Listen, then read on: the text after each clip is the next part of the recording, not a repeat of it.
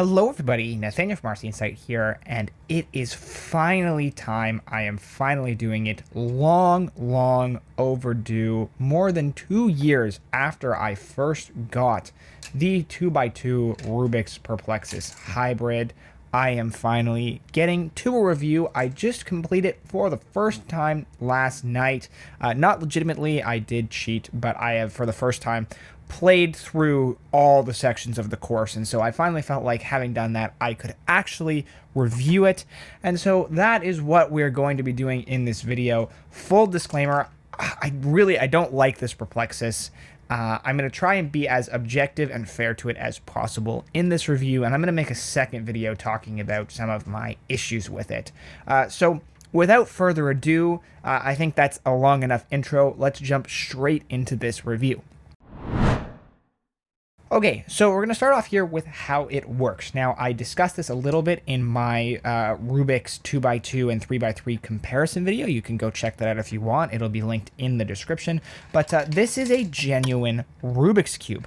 It rotates like a real 2x2 on both axes, so you can spin them around all the way. And so the squares themselves actually have different orientations depending on, how you spin them. I have another video talking about how you actually align the squares properly, because in order to complete this, you do have to do that. You can't just align them all up to start. You have to genuinely twist and turn this throughout, and you have to twist and turn them such that they align in the correct orientation, which takes some maneuvering. But it is a genuine Rubik's Cube, and that's how this works. You're gonna have to solve it that way, and it definitely makes the gimmick a little more fun, engaging, and interesting. In terms of the overall course length, it's 1 to 100. You can see the start and the finish are right next to them, like next to each other there. So technically, you could skip to the end very easily if you wanted to, but that is it. It's 100 obstacles. There are no checkpoints in this, which makes for a good challenge. You got to go straight from start to finish. There is a rotation guide available from Perplexus. I also have a video up on my channel about this, and the rotation order repeats halfway through, so that does make it a little bit easier to remember, and that is kind of the gist of how this Perplexus works. So let's get into the course itself, some of the obstacles and unique obstacles. So this Perplexus has a lot of stair sections. In fact, there are a couple colored sections that I would characterize just completely by the fact that they have stairs. This orange is one of them. It's basically an entire cube of stairs. We've got a little stair section over on blue here as well. We got some kind of stairs on our red one, some kind of stairs on our white one. So there is a bunch of stairs to go around here. There's also some classic butterfly sections. You can see here on green, you've got more kind of butterfly-like obstacles on yellow. You have that type of classic track. Even just the grooved track where the marble runs down the middle. Lots of stuff like that, and lots of drop sections as well. I'll just point out a few. Right at the very start here on white, you got a drop followed by another drop. You've got drop sections. There was one drop section at the very end that caught me off guard. Here, another one on white, actually, on the other side. You drop down here. You got a drop on orange. Like I said, I'm not going to highlight them all, but there's lots of drop sections and stairs that are, relatively fun and interesting to play through.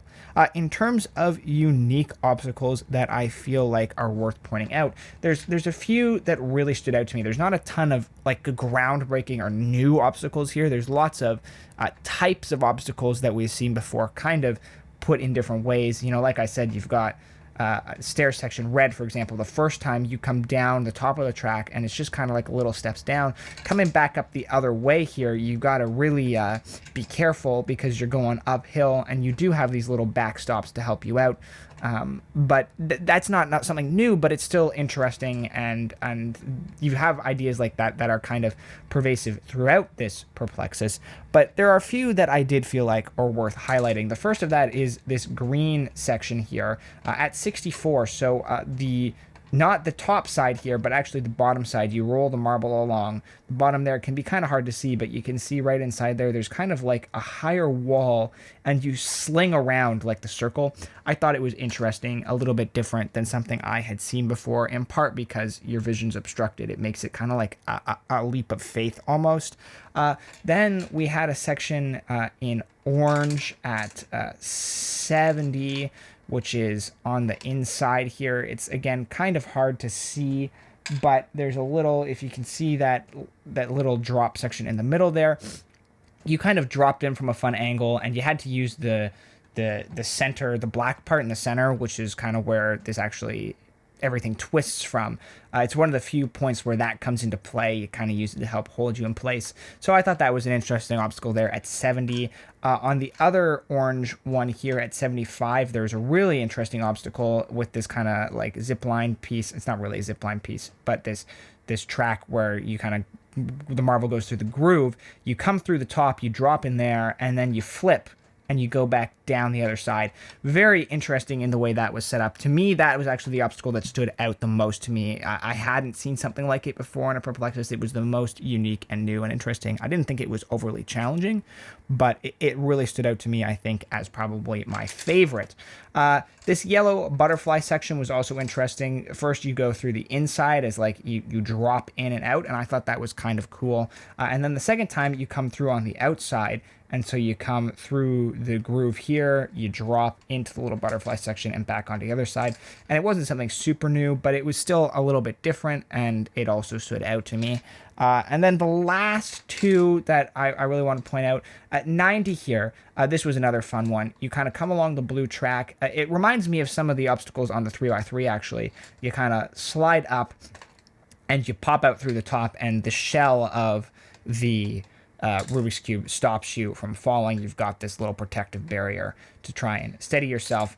And then right at the very end, there's a drop section from this orange one here into green. This isn't lined up properly, but you drop into this little cup here at 95, which I also thought was a sneaky little section where, you know, it was one of these sections. There's a few points in this maze where you can't just line up the next cube. You actually have to line up the next two, and this is one of them. Otherwise, it'll catch you off guard because you drop right into what is the second to last square you have to go through. So a little cheeky obstacle to catch you there at the end. I liked that as well.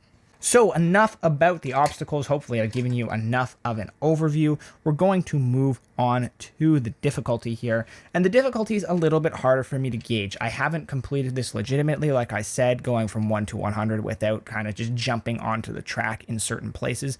But I have completed every obstacle in the maze, and for the most part, I didn't find the overall obstacles to be all that challenging. There was one or two that, you know, take a few times to get the hang of, but I didn't find the obstacles themselves were too hard. What really, the difficulty to me stems from sometimes jumping from one square to the other can be a little challenging, but in particular, trying to hold the marble steady in place while you're twisting to get the right square, because sometimes this can get rather sticky. Like right here, you can see it gets rather sticky, and so you end up really shaking it, and the marble can fall off. And so to me, that's where I found it to be the hardest, and that's not a legitimate challenge to me. Like, it makes it difficult, but not in, at least in my opinion, not in a good way. And I'll talk about that a little bit more in a bit. Another thing that adds to the difficulty here is it can be hard to know where to go. You do have a guide that can help, but still it can be a little bit difficult to know where you're going and hard to follow the course. And so overall, I think this is a challenging Perplexus. I think it's one of the more challenging, but maybe not for all the best reasons. That the course itself might not be the most difficult, but trying to navigate it with this Rubik's Cube gimmick can be a problem. And so I think that segues nicely into some of the drawbacks here. there are definitely some big cons with this Perplexus. To me, the biggest one is that the turning can be clunky. Sometimes it turns nice and smooth, and then other times you can see it gets stuck like this, and you got to kind of fiddle around with it. And so for all the times it spins nicely, when it gets stuck like that, and it's just enough to shake the square, that can be really frustrating, because that can be the difference between you being successful or not. And so I wish that mechanic could be a little smoother. Now, are real Rubik's Cubes also sticky, clunky? Yes, but real Rubik's Cubes, you're not trying to balance a marble on a track. So there's a little more, I think, leeway there in terms of that functionality. As annoying as it can be, I think it's even more annoying here. Like I said, not knowing where to go, being hard to follow the course. Now, there is a guide. I didn't know there was a guide. So I had to sleuth this out all myself. That was really challenging. And there's different color variations of this as well. There's 2 different color variations. So just in general, I'm not a huge fan of that because it's hard enough to figure out where to go, even with the guide, knowing where the start and end points that you're trying to match up with are, and aligning that all. That can be really challenging. And then, like I said, there's points like this green section up here, or sometimes in, like, there's a section in the orange, in this orange one here, even up in the blue, the red, you know, certain angles. It can just be really difficult to see where you're starting, where you're finishing, where the marble is going. And I'm okay with that to an extent, but when it becomes really difficult to have any idea what you're doing, and you're kind of just going out on a limb and hoping it works, I'm not sure that's the greatest design. To me, that's a little bit of a drawback here as well.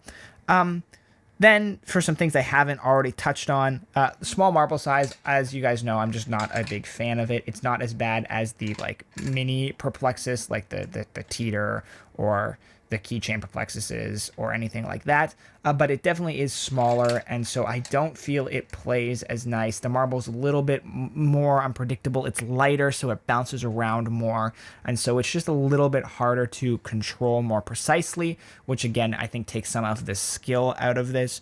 So that's a small complaint. And it can also just be hard to get the ball around because of the way this is designed. I mean, you can see the edges around the corners here, and then the track really does fill up the spaces. So like trying to get to the start, for example, can be a real pain to actually get there. So I think that is another drawback here as well. However, that's not to say it's all bad. So let's finish off with what is good about this Perplexus. Why don't we? So in terms of pros, I do think this is a reasonably good challenge. Despite it not necessarily being a challenge in all the best ways, I still think it's a good challenge that will offer people quite a bit of fun and enjoyability.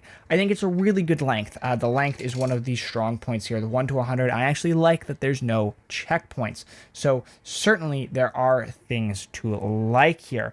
Visually, it's very cool, and I like that this is a fully functioning Rubik's gimmick, unlike the Fusion, which just only spins in one direction. I like that this is, you know, a fully functioning gimmick. It adds to the authenticity of it, and so that's another really strong point. Even though it has its drawback, it's also a strength of this Perplexus as well.